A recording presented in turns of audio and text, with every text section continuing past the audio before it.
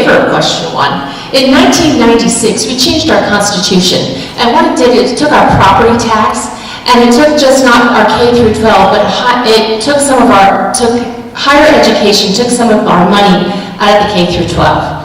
That started diluting what we have for weighted pupil unit.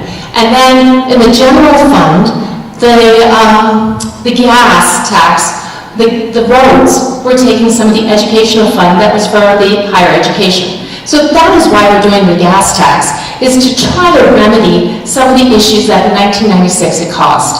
So with the gas tax, 70% of that money is supposed to go towards education and 30% is supposed to go to local roads. Now the issue with that, and why you need to vote for me as your state representative, is because there is no guarantee that that is where the tax money is going to go. We need someone that is strong in education, and when you vote for Prop 1, it will go 70% education and 30% road. And that's why I'm in favor of Proposition 1, because we truly need more money in our education system. Let's continue talking about that. Utah is consistently in the bottom quartile nationally for per pupil spending, has been for years. We're facing a critical teacher shortage now. How should education in Utah be funded?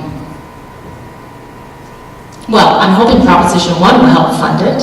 And I know that the governor does have some plans on how to improve our scores. Right now, we're about 46% in the nation in our science, our math, and our English.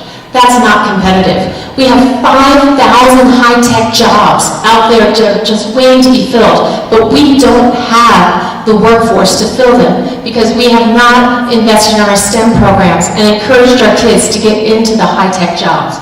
We need to address that. Those are some of the things that we need to address. As for funding, what I like about Prop 1 is that the money is going right to the schools. And working on the community council, I know each school is different. Right here in Draper Park Middle, we had problems with math. So we took our money that we received and we invested in math. Schools need to determine where they're going to invest the money. And that's one of the reasons why I like Prop 1 and one of the reasons why I think it will help fund our schools. We also need to look at issues like class sizes. I think that's part of the reason that our kids are not being so competitive. You can't have 35 to 40 kids in a classroom and don't think that someone's going to fall through the cracks. It happens. We have some of the highest class sizes, not only in the nation, but in the world. These are issues that need to be addressed and need to be addressed this year and the next couple of years, and that is why I'm asking to be your state representative. Education is my priority.